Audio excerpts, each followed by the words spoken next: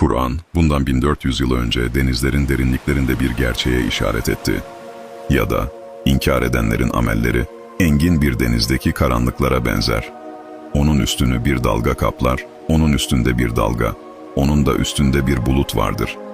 Bir kısmı üzerinde olan karanlıklar, elini çıkardığında onu bile neredeyse göremeyecek.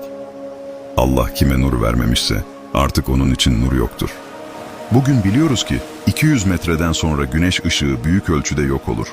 1000 metrede ise insan gözüyle hiçbir şey görülemez. Karanlıklar gerçekten de üst üste binmiştir.